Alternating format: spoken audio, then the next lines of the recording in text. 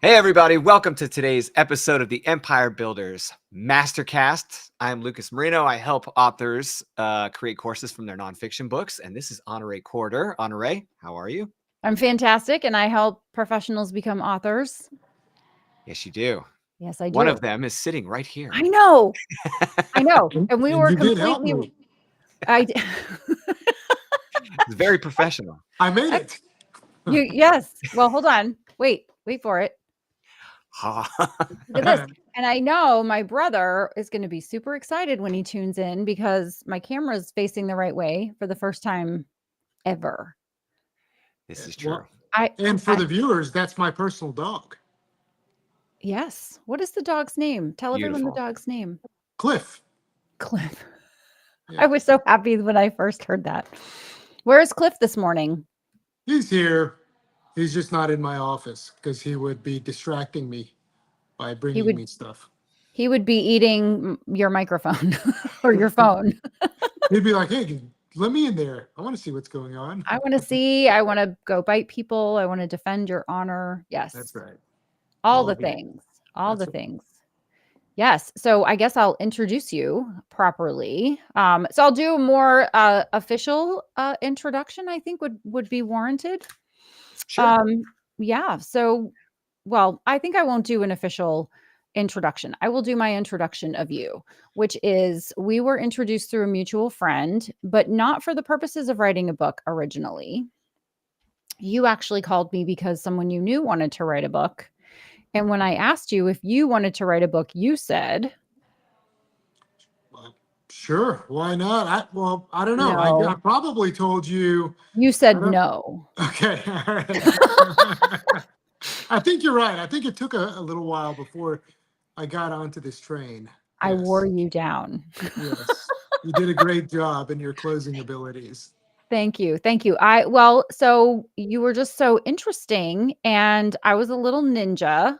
So this is like this whole episode, I think, is going to be business lessons for everyone.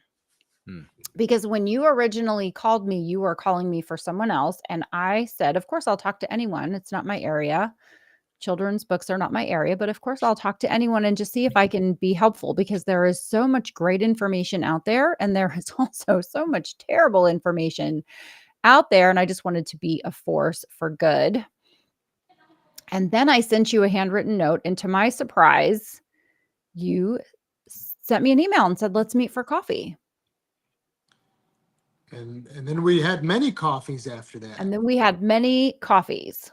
Yes. I don't think we're finished having coffees, right? I hope not. You introduced me to, I had a thing I used to say, which became a lie, which was I don't drink my calories. But the first time we met for coffee, you introduced me to the Cuban.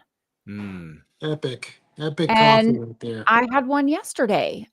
I keep saying I'm going to not have any sugar. And then I go to the well and I have a Cuban. Yeah. It's like terrible. A hug in a cup. It is. It is. So we had a few coffees and I learned about your businesses, of which there are 10. You have 10 wildly successful businesses, a protection dog service, dog training. It's really fun when I give someone your book in Nashville and they're like, I know Ali. That's really fun. And you have, well, I'll let you talk about them because I'm going to say them wrong. I have all the logos in that we put in your book.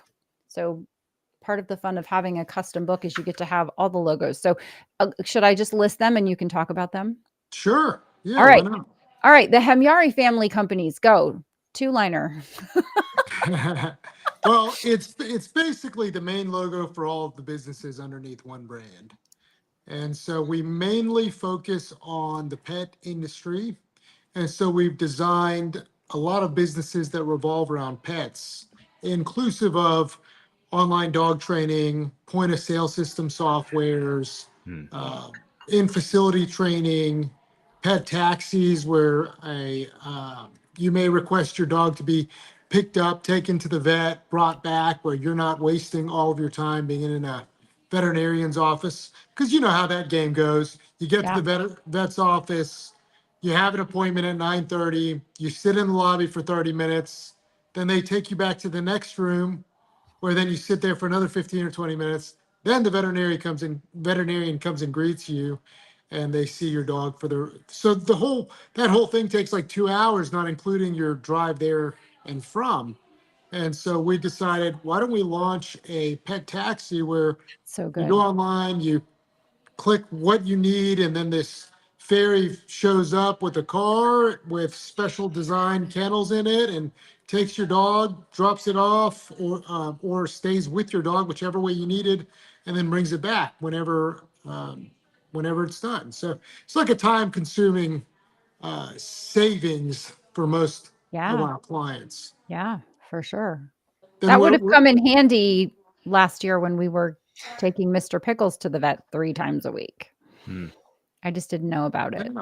I mean, the dog daycare people use it. Yeah. A lot of the people in the music industry, because they're so tied up, and so that's a good usage of their time, where we Yeah. have some really high quality vehicles that do the transport. Yeah. We're in the private aviation business. You want to travel with your dog. You don't want to put Fido in the belly of the plane with some of these air carriers. You can put them right on the plane with you, sitting in your lap or in the next chair, and we'll fly you wherever you want to go globally. So there's 13 planes in the fleet, and anywhere from something small that sits 6 to 8 to something larger that seats 18, we got you. That's amazing. I would like to be a deadhead sometime to somewhere fun. I can serve Yeah. the drinks. I can We serve think drinks. there's always room in the baggage area. Perfect. Perfect. I'm small, so I can just curl up and be anywhere. What is unfair advantage? Unfair Advantage is a handgun training company where we train people to a much higher level of proficiency with firearms. So it's simple. It could be as simple as your carry permit, but it can go above and beyond all that to more of the special operations side of training as well. Wow. And then you have Nashville Working Dogs. What is that?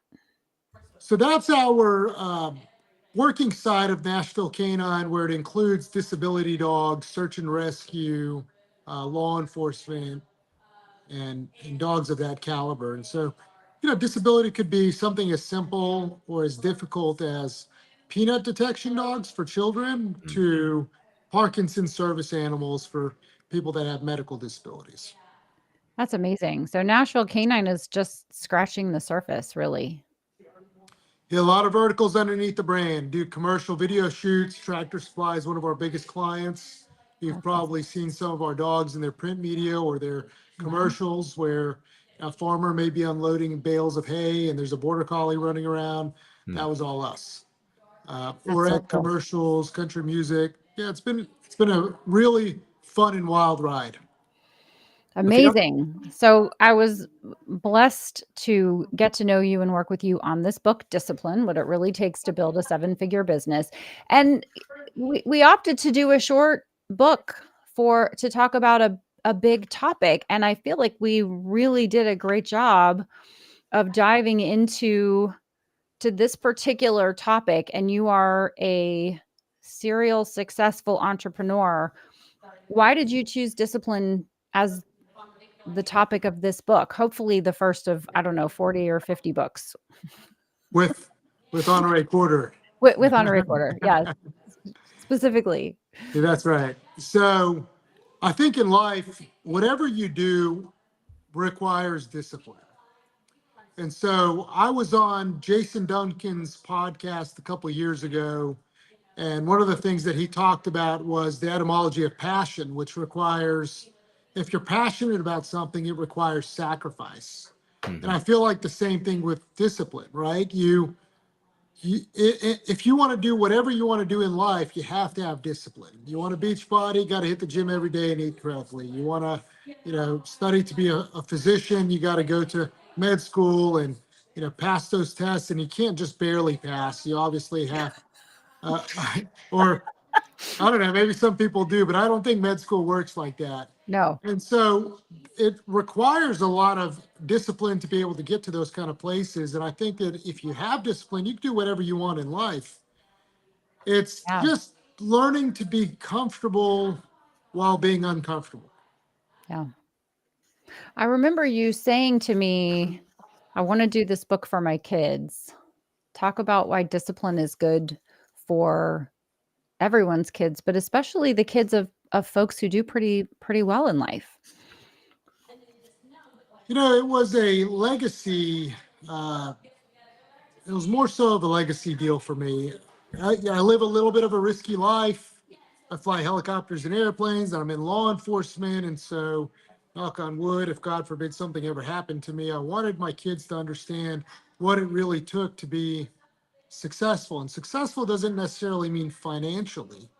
One of my close friends is Scott Hamilton, and he's an Olympian, um, multiple gold medalist, and he's on his sixth bout with cancer.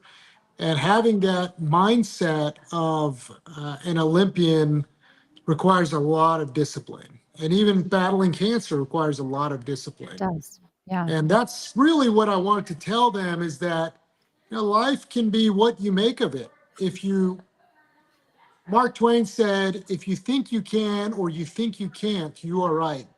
That's right. And I think that that's the mindset to go into it with. If you say, I don't know if I can be a great salesperson, or I don't know if I would be, good enough to play in the NFL, then you're right. But if you go in there and think to yourself, well, Yeah. I can push and push and push and work harder than everybody else, hard work can beat talent when talent's not working hard. Yeah. So were you always a successful entrepreneur? Were you like born into wealth and No, privilege and abundance? I wasn't at all. Uh, I grew up really poor. We had four of us living in a 900 square foot apartment, galley style kitchen.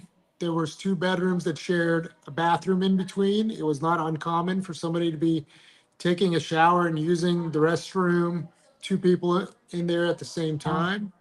Uh, we ate sardines and rice 3 days a week, and you can never put a sardine in front of me now.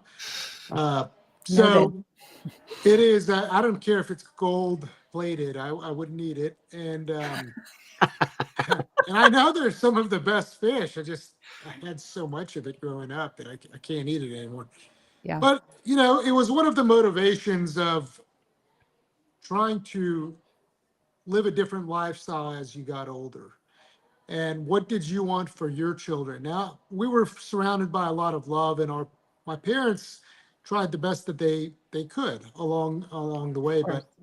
But to honor the sacrifices they made as immigrants coming from Iran, which I describe in the book, and being able to show them that this is the greatest country in the world, the land of opportunity, and it's up to you to make that opportunity and make it successful. Right. And you're going to fail a lot. I think that a big part of success is learning from those failures and even using the wisdom that other people may give you to learn from their failures if you ask them questions. And I think that's really the key to the success. But we live in an impatient society where everybody wants success right now. And Yeah. it takes a long time, whatever it may be. Lance Armstrong, he didn't just win right off the bat. It took him a long time to get to that point, right? And so Yeah. people look at your chapter 30 and they forget about the other chapters of getting to chapter 30. And hopefully this book is there to inspire those people to realize that it's going to take some time. You got to get used to the suck, which I talk about in the book. Once you're comfortable, again, being uncomfortable, you'll do great. You're going to fall, just get right back up. Yeah. Ali, I think the first real moment of awareness of the importance of discipline in life came to me when I was in boot camp with an M1 over my head screaming, "I have no discipline." Right? It's like, That's right. they were making sure we understood exactly what was hurting us, and it had nothing to do with our bodies. That was a reaction to the poor decision making and made poor decisions based on a lack of discipline. So that moment of awareness kind of stuck with me, and it has for almost 30 years now.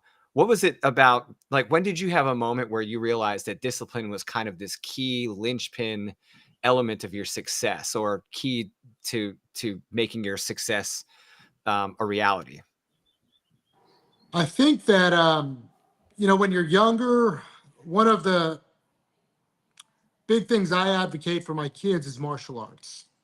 And so I was in martial arts since I was very young, and basically grew up with that. And when you're in the martial arts, you have these different belts, right? And every time you accomplish what each belt needs you to accomplish, and you pass your series of tests, whether that's through presenting in forms or kata or sparring, then you get these little increases in your belts, right? And it's not so different from working in life. The more you accomplish in the corporate world, you get these little pay raises along the way. And I think that was pretty formative in understanding what it took to become disciplined enough to achieve the growth throughout the martial arts. And so I see it in my kids in jiu-jitsu with they become passionate about it because they do really well and they understand, and it's a constant positive reinforcement the more you graduate through the belt system. Right. And in the business world, sometimes there's a lot of failures before you see the victory. So prior to even getting in the business world, there are a lot of things you can do for yourself just to get there. And so your military background, and Honore and I spoke about this the other day, the admiral that brings up just first thing in the morning, make your bed. Yeah. Have your first accomplishment of the day, make your bed. I start off every morning in the gym, every single morning. And, getting that frog, eating that frog, as you will, and getting that over with, you've already have a good sense of accomplishment. Go on a run, do something. Honore starts working, right, Honore, as soon as you wake up. I'm up at 4:30 and I do a mindset hour, a writing hour, and then a gym hour. Yeah. So And by that the takes time, discipline to stay that organized and consistently do that every day. Lucas can attest to how boring I am. Well, there's many times when Byron and I have reflected on how much we admire Honore's discipline while we're staying up drinking old fashions next to the fire, and she's going and I'm going to bed because you guys are ridiculous and I have to wake up early and do things. I actually like it. I was thinking what you were saying about the suck, and of course I've read your book, I don't know, 37 or 40 times at this point as part of the process. And you're not wrong. I mean, you talk about in discipline, embracing the suck. In other words, it's not something that there's never a morning that doesn't suck in some way. It doesn't get easier. I get better. But I have to tell you, I would take any of the challenges I have during the day over the burpees I was doing, because I'm doing 4 minutes of burpees some mornings. And there's nothing fun about them, but I like what's on the other side of those.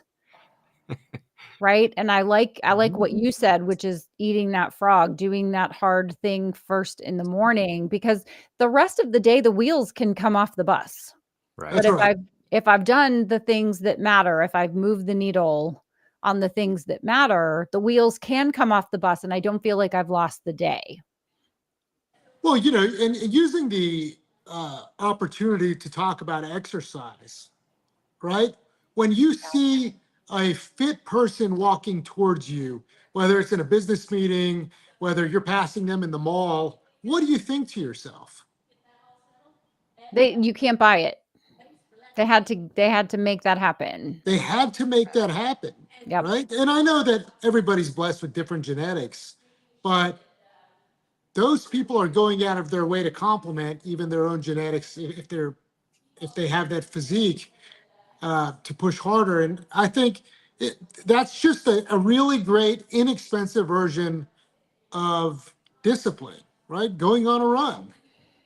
Yes. It's I work out so I don't end up arrested by you, Ali, which we haven't even really mentioned that you are a volunteer police officer. 10 successful businesses, and you're very a generous benefactor of the community, both with your time serving as an officer, and with money, you support the Make-A-Wish Foundation.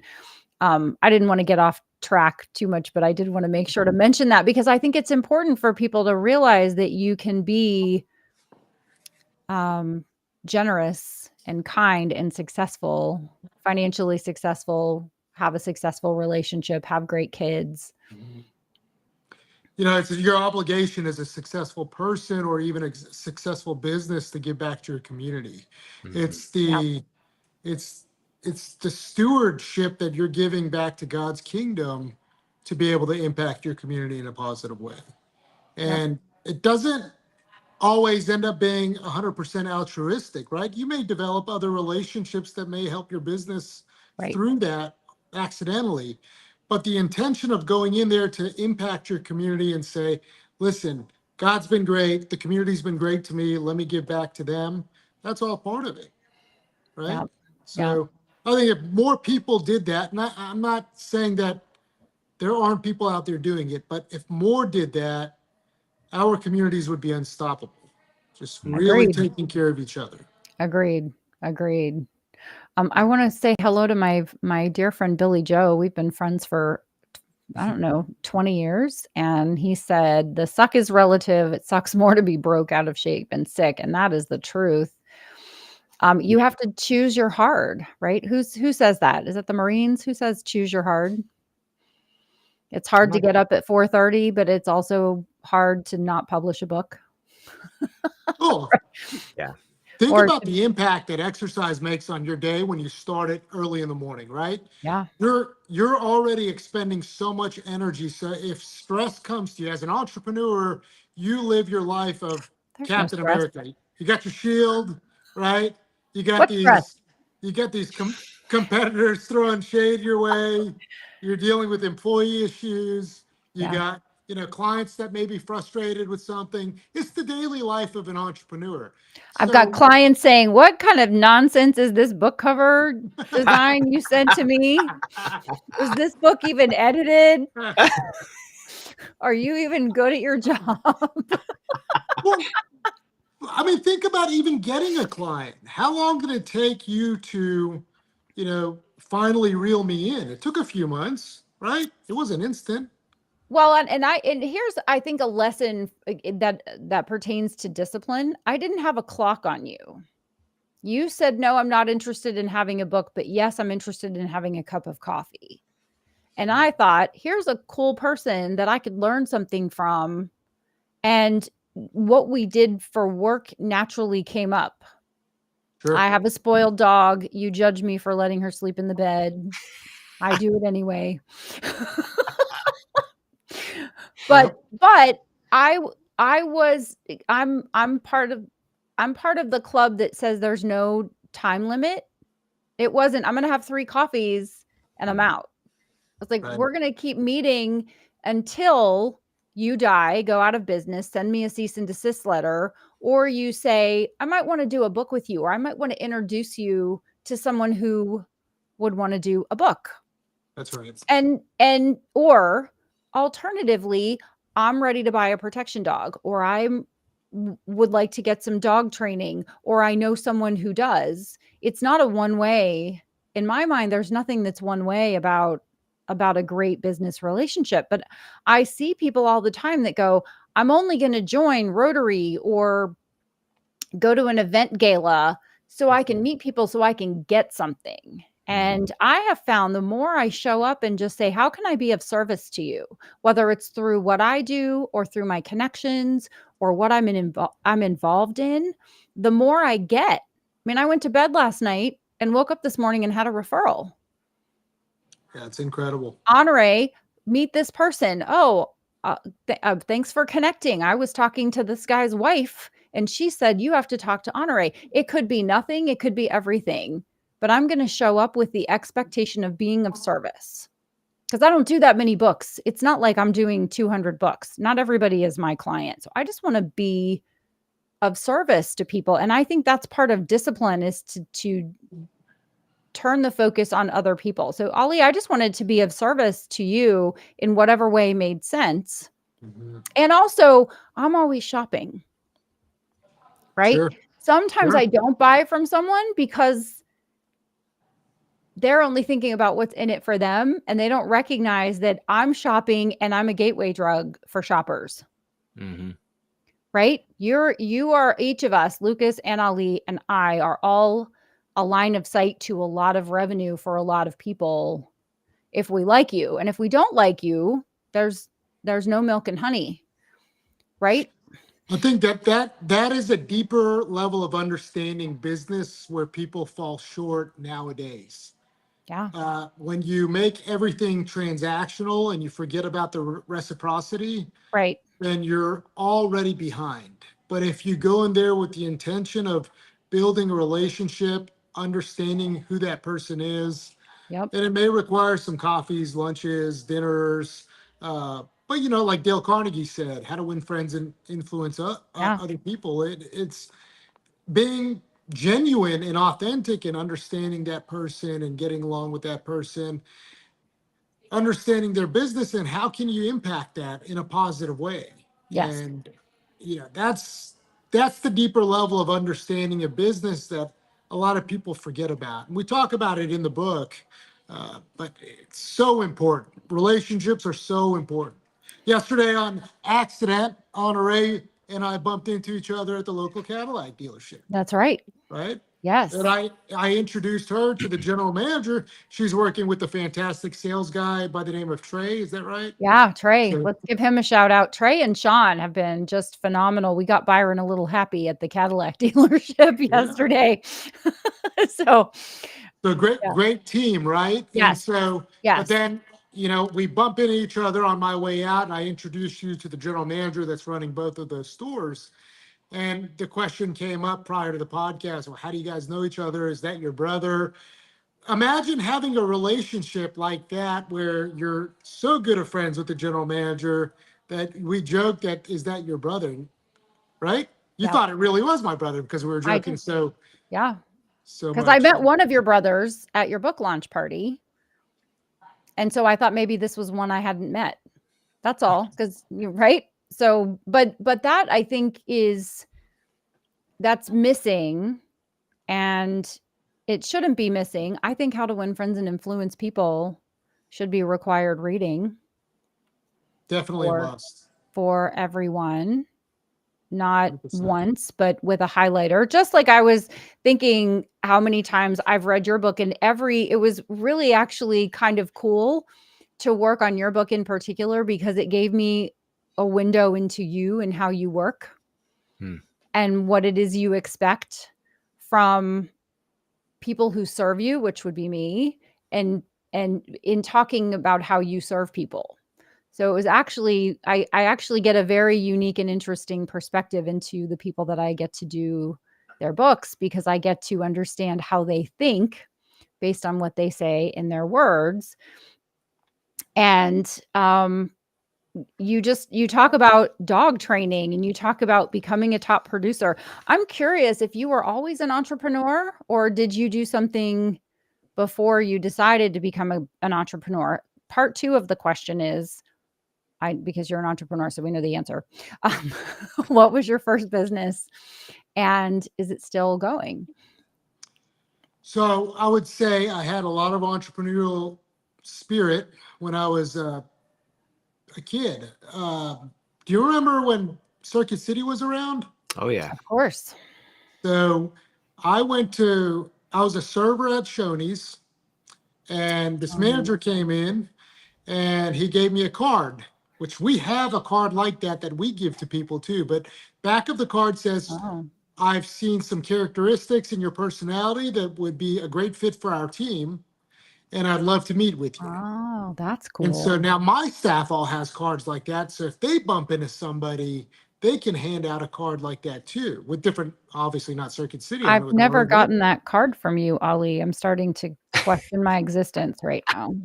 I didn't think you needed an opportunity. I don't really need an opportunity, but I mean, anyway, all right. I'm gonna have to pray about it tonight. Like, why didn't I get this card the first time we He's met? gonna make a card that says, "I think you should get into helping people produce books." Okay, I know. perfect. I mean, if I had a copy sitting in front of me, I was trying to look for one. I would show it to you guys. But so from there, I say, okay, well, let me go interview with this gentleman. So I go and interview, and as a kid, Circuit City, it's like the greatest thing in the world. I'm like a playground. serving, I'm serving like sundaes and I Pancakes. don't know, pancakes to people in the smoking section to boot. By the way, back then, Right. Yeah. which these young guys don't know anything about that. But the so I go there, I end up. They have a competitive system built into their computer where in your division you can outsell other people and then you get spiffs for it and bonuses and things like that. So as a kid, I want to be at the top of that computer screen. And later what it turns into is that I end up going and working in the car audio division. So I start buying some of these car stereos. That was a pretty big deal back then. And I would then sell it to friends at school, and I would charge them to install car stereo systems in their car, including the subwoofers and the amplifiers and all that kind of stuff, which was relevant in the 90s. And that was my side hustle. And I made some money in high school working at Circuit City and installing these kind of things. And when I got to college, my very first business I started from scratch, which is probably you could still do to this day. I used to be a DuPont registry lover. From when I was a kid, my mom would take me to the grocery store and drop me off in the magazine aisle. I would go and pick up a DuPont registry magazine and look at Ferraris and Lamborghinis and Porsches the entire time while she shopped. Like, you cannot take me away from the magazine area. And so when I get to college, eBay is really big in the late 90s and early 2000s. Yeah. And so I start calling dealerships. In 2000, they had just launched the Ferrari 360 Spider and the Coupe. And Porsche had just come back out with the Targa Top, which they hadn't come out with since the 70s. Okay. So this thought went off in my brain, why don't I take a deposit down on one of these cars? I had a credit card that I didn't have any money, but I had like a $5,000 limit. So I would put a $5,000 deposit down on a Porsche Targa, right? As an 18 or 19-year-old kid. What could possibly go wrong? Yeah. What could possibly go wrong? And then I would take that spot, and I was like number one, number two on the list, and I would advertise it on eBay. And so people that were like 42 or 43 on the list could buy that spot from me for $5,000 to $10,000. And then I would sell them the allocation for that spot. And then I would pay off my credit card. And so that business it was called Highline Exotics. It became wildly successful. And I was dealing with, some ultra high net worth people from a very young age, all across the country, selling them Lambos and Ferraris. And I had this system set up in my college apartment where one guy's looking for all the cars across the nation because on a you may come say, hey, I want a Ferrari 360 Spider. It's got to have challenge grills. It's got to have Ferrari shields on the side and all these specs. And I have one guy sitting in there looking for that car as close as we can get. Then we call you back and we say, Honore, we have just the perfect car for you. You don't know where it is, but I know it's sitting at, Ferrari San Francisco. All right. And then I work out the deal with the dealership to get a bird dog fee. Maybe it's like 10 grand. So at the time that the car is selling for, I don't know, like $160,000 new. And so I say, listen, Honore, I found your car. It's $170,000 new. And you say, okay, I want it. This is exactly what I was looking for. Right. And that, as a kid, was the first taste into business, but also dealing with higher net worth people, right? So I'm going to skip through the circle back to DuPont was. I want the whole story at some point, just so you know, right? Okay. So later in life, when we were doing Nashville K-9 and we're selling protection dogs, I called DuPont, and my buddy, he used to call himself the sales monkey, Bucky Warboys. The account monkey is what his title was. He was the sales guy, but his literally on his email, it said account monkey, and a picture of a monkey. And now he became the general manager of DuPont, right? It's like fast forward like 12 years later. Wow. Yeah. And so I called Bucky and I'm like, I want to start advertising in DuPont to sell protection dogs. But now we have this relationship that's like almost evergreen. It's been lasting for so long. And I talked to Steve Chapman, who is the founder of DuPont Registry, sponsored by Thomas DuPont, and we rekindle this relationship. And that's like the full 360 of you never know where life's going to take you, and cultivating those relationships and building them over all those years. Yeah. And how it impacted our business today, where we're still working with the DuPont Registry magazine. And it's 2024, and we started that in, I don't know, 99, 2000. Wow. Right? One business to another. Wow. It's really amazing. Wow. So We I got could off do a topic book. there, but to answer We your could do a book on what you learned working with high net worth people. without a doubt, I think that would be another book to discuss, which has been great in so many ways and I have a list. demanding in so many ways. I'm ready when you are. Yes, I know. Just say go. She is definitely maintaining that list. We're only 2 months out from the last launch. I know. Well, Ali, I don't know if Honore shared this with you yet, but there's no one like another author to give you your next book idea. So the minute you think you're done, don't talk to an author friend, especially Honore. She wants me to be a serial author, right? Yes. Serial. Yes. Yeah. Well, that was your idea, actually. You said Discipline was the first one, and you had a couple of other titles that you. We're not going to talk about those titles. Don't want to be stolen from me. No, I'm under the cone of silence. Cone of silence, yeah. I'm in the cone of silence here on YouTube. Which is contradictory. But you started to answer Ali's question and I interrupted. I apologize. Please continue. I was answering a question? No, Ali was. Ali right. said I got off topic, but to answer your question. Right. Oh, yes. So that was my real first true business with employees. Was it was called Highline Exotics. And so what happened was 9/11 happened, okay? And that tanked the market. And it was not easy to sell these, $100,000 to $300,000 at the time cars anymore, and people didn't care about the allocations, and so there was this pivoting where I went to a friend of mine. His name is Vikash Patel. He's the CEO of a logistics company now out of Greenville, South Carolina.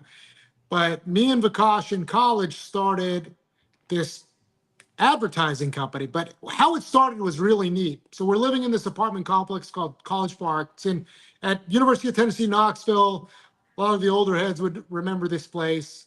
It's obviously all college students. Each apartment has 4 bedrooms, and there's 2 restrooms in between, and you share a living room. And so I go to him and I was like, well, why don't we think of a way of a newsletter to be distributed into the apartment complex, and then we'll go charge companies to advertise in the newsletter, right? So we go to all the bars on the strip, and it was inexpensive. It was like $100 a month. You get to be in this newsletter, like printed newsletter. This is back before we have these cool options now with MailChimp and stuff. Yeah. And so we round up all of these clients, and now we have recurring revenue, right? Because $100 a month is coming from Buffalo Wild Wings, for example, and O'Charlie's and restaurants and bars like that. Well, what ends up happening is you cultivate the relationships with these companies, and they come back to you and they say, hey, can you also do radio media? Oh, yeah, absolutely. We can do radio media. Of course we can. Yes. Don't know anything about radio media, right. But we're smart and we have the ability to adapt. And so we start learning radio media, billboard media. We start a t-shirt company called Damn Good Tees. This is how dumb college students we are. We name it profane, but we create these t-shirts where we can even sell t-shirts to fraternities and sororities, right? They need their Greek letters printed. We have a t-shirt company that does that. And so it takes off. And now we are basically funneling the masses of college students to different restaurants and bars on slow days, and they're paying us a premium enough to where we're getting cover at the door plus 10% of the bar. Wow. Wow. And And of course, your tuition is paid for. oh, beyond. I was living in a loft in the middle of downtown at the top floor. It was amazing. Were I you was just like bribing your professors too? that Did you part graduate with a 4.0? that part didn't work out like that. In fact, at one point I almost got in big trouble, but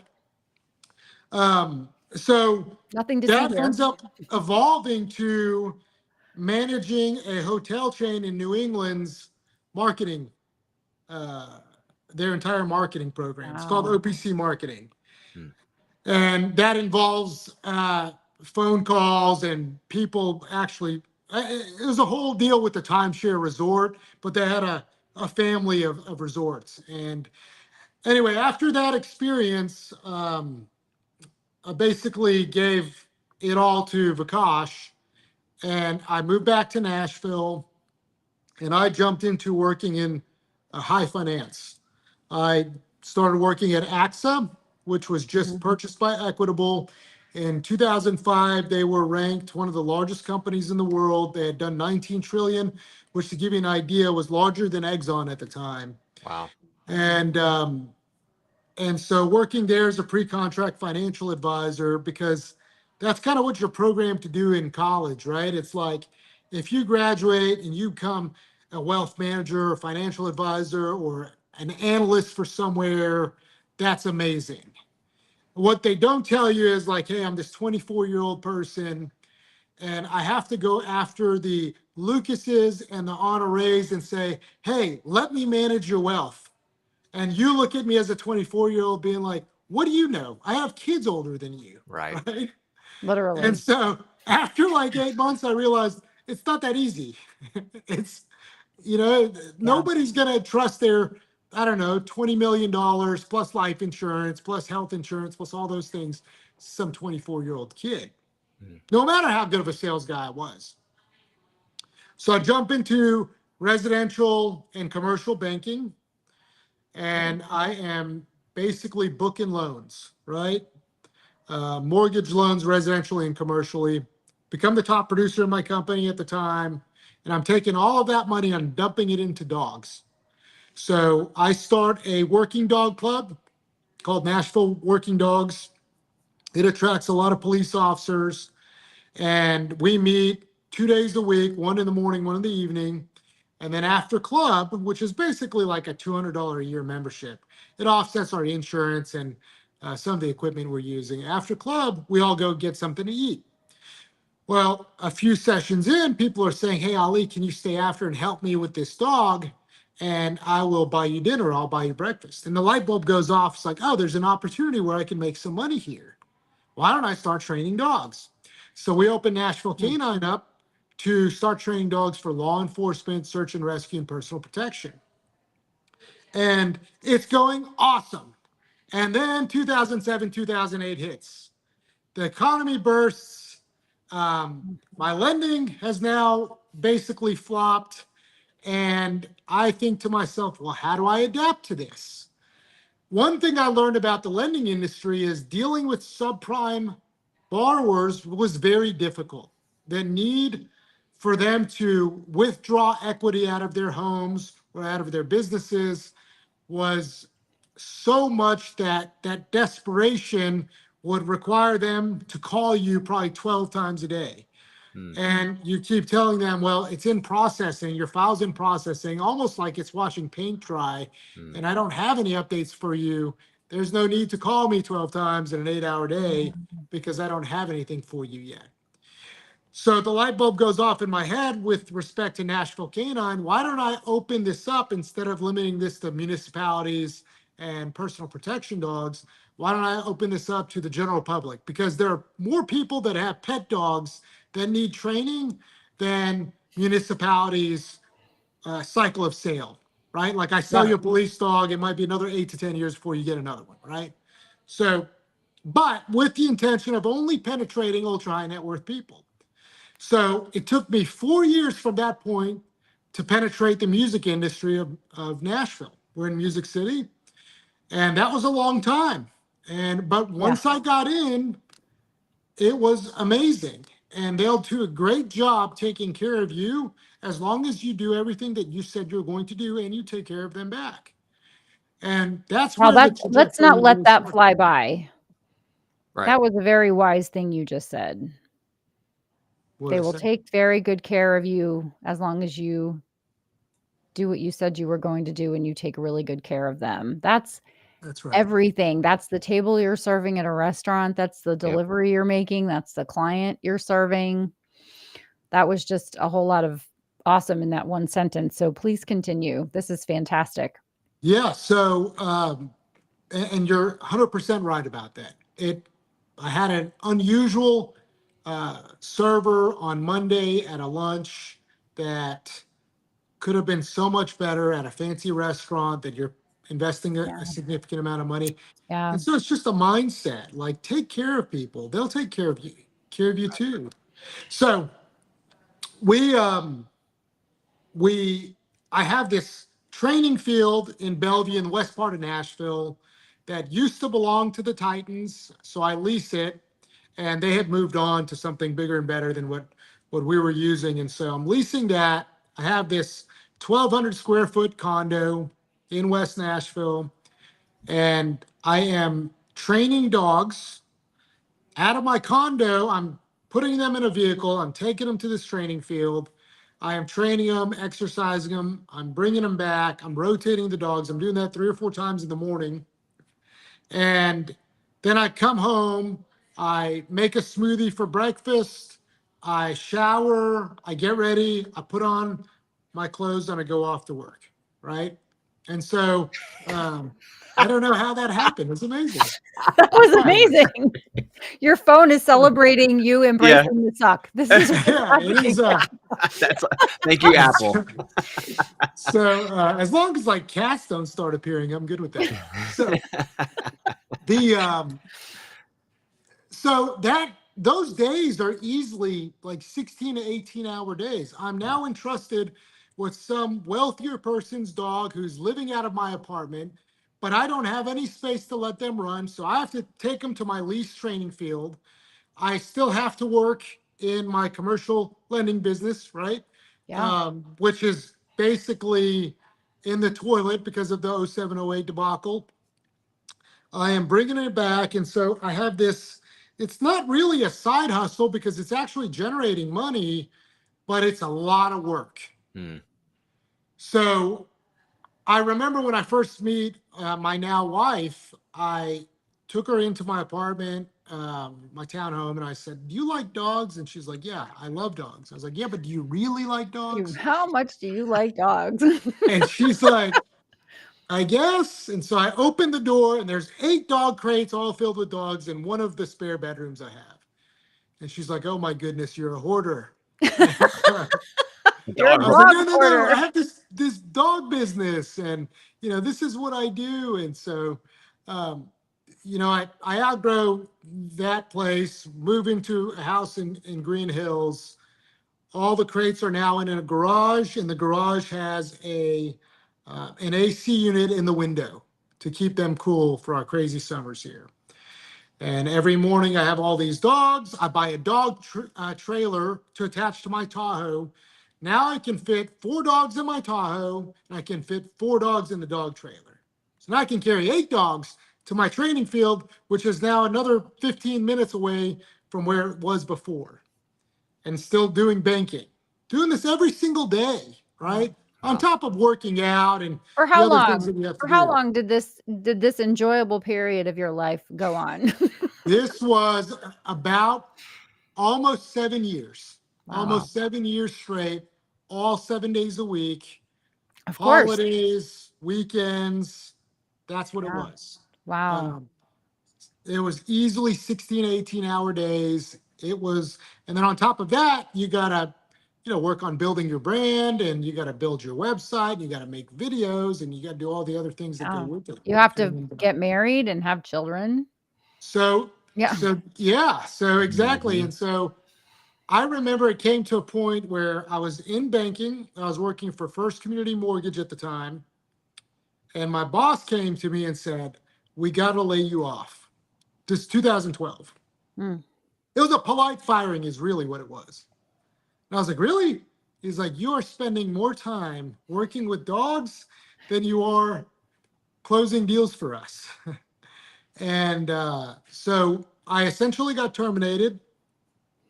And that was one of the greatest things that ever happened That because it happened. opened up more time for me to devote to dogs, Mhm. which was really making more money at the time than banking was anyway. And so then I we was going to moved. say there was a crossover point, right? Where, Yeah, yeah. it's funny how God makes things like this happen. And so then I move into my next home, gut the garage, and I build in cinder block kennels and hire a fence company to make doors for them. Epoxy the whole thing, put in tile. I mean, this is all basically in my basement. Get married to my wife. I have like 28 dogs in my garage that's underneath our house. Wow. And it's illegal, totally against zoning Yeah. for the city of Nashville. And so, but then now I have a place to keep these dogs, but I'm loading them up in the dog trailer in the Tahoe. I'm driving out to the training field. It's now 20 minutes away from me, doing all the work out there, even teaching clients their classes. They have to come to the field that has no restroom. Hey, where's the restroom? We don't even have a porta potty out there. Right. Oh. Well, there's a Publix 3 blocks away. Go to that Publix and then come back. This is, and it's like, a zillion degrees outside in Tennessee all the time. And so doing this, 3, 4, 5 times a day, I save enough money to where I buy a farm. Finally, I'm escaping this urban place where I'm trekking dogs back and forth to this training field. I get to sell the dog trailer, and now I have this farm that has 7 acres. I have to gut all those cinder block walls. I have to remake it into a garage. I mean, imagine selling this house with a zillion dogs underneath it and promising the owner, "Listen, I'm going to take it back to where it was, if not better." And somebody has to buy into your dream. And you're selling it through 2 different realtors, your realtor and their realtor. Mhm. And you're selling them on the dream of what it's going to look like when it's finished. And not to mention, by the way, the countless nights that a dog will defecate overnight and the smell permeates the house while your wife nudges you and kicks you out of bed at 2:30 in the morning to go and disinfect the run, wash the dog, and put them in a clean run, and then come back. And by that time, it's like 4:30 in the morning, and there is no Time to going get back up. to sleep. It's time to get Yeah, up. that's right. It's time to get Time up. to work. So we this hour has almost passed us by. We have a question. We're gonna have to have you come back like 300 or 400 more times, but I want to make sure that's all right. Per book. Yeah. Per book. Per book, yes. But Andre, bonjour, Andre Michel. Yes. Bienvenue, bienvenue. He has a question. What is your, I think, perception All right. or Yeah. with business partners and some signs we should watch for? Because you mentioned some business partners early on and some great relationships that you have. Do you have any tips Yeah. for Andre Michel?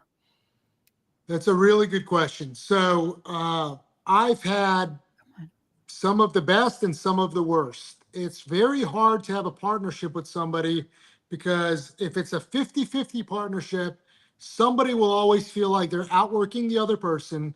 Mhm. Somebody will always feel like they're devoting more resources than the other person. And it's very difficult to work, especially if you have 2 type A personalities. The partnerships I'm in right now, I'm either the super majority or the super minority. Right. So in aviation, I'm the super minority. It's really not the day-to-day management of mine. I am there behind the scenes, but I don't have to worry about if this employee does this or this employee does that. I'm the super minority. But in all the other businesses, I'm the super majority. So the responsibility is on me. And in most of them, I am the only owner. But that would be the only thing that I would tell you as caution. Your best friend can cause a rift in your relationship if that dialogue's not clear in advance, and I would encourage you to decide whether you're going to be a majority partner or a minority partner, and one of you spearheaded. Right. That's, I've received that same advice from a very successful friend of mine who got terribly burned by a partnership very early in his entrepreneurship journey, and he never forgot it. I mean, because, it ended up in legal issues and all these other things. And it's just very, it's very important that it's like people understand that this is, even though it feels different in the moment when you're agreeing to something and everything's on the up and up and everything looks, there is a risk analysis at play. And when you're being a disciplined business owner, you can see through the shine and the polish and all the things, and realize like, what's the potential for opportunity here one way or the other, and how is it best managed? Like, how do we keep it the cleanest it possibly can be? And I think that's really wise and mature of you to understand very early in your process that not having the 50-50 ownership is a beneficial thing early as an entrepreneur, because a lot of people don't realize that until they get burned. Yeah, everybody's going to feel slighted. I mean, I don't want to say everybody at 50-50, but it's that tug of war, right? You want to make a decision that your partner may disagree with, and you might want to take more risks that your partner doesn't feel comfortable taking the risk. Right. You might be in two different stages of life. Maybe you have children, maybe they don't. They may want to take more risks because they don't. And so clearly defining, and I'm not talking about make it 55-45. I'm talking about make it 75-25. Right. Something to that level, however way that balance works, is going to be a lot stronger in the long run, in my opinion, and based on my experience. Right. Yeah. By the way, Andre Michel is great. Hopefully both of you will have a chance to meet him one day. He's a very talented reliability engineer, and he's a newly retired from industry entrepreneur. So he is out there right now. Yeah. Getting his feet. Fantastic. Well, I know Ali likes his last name. Hemyari. Ali, I want to know how long it took you from selling exotic cars until you got your first one. I got my first exotic car. I was 28 years old. Wow. Okay. So, what was it? And then after that, you get hooked. And so there gets another profound point in business too, is that you look at things as value in numbers and less with emotion. Mm-hmm. And so my experience in the exotic car world at a very young age also taught me, like, okay, a $500,000 car is just numbers. It's not necessarily now it'll give you emotion driving it, but that can be the next conversation we get into. Yes. Yeah. You were talking about cats earlier, Ali. Yeah, I know. I see. If you stick around long enough, it is inevitable that we will have a visitor on this show. Yeah. Well, she's been circling for like 15 minutes. She's been like down below pawing me and trying to get up, and she finally got up on the table to get on the desk.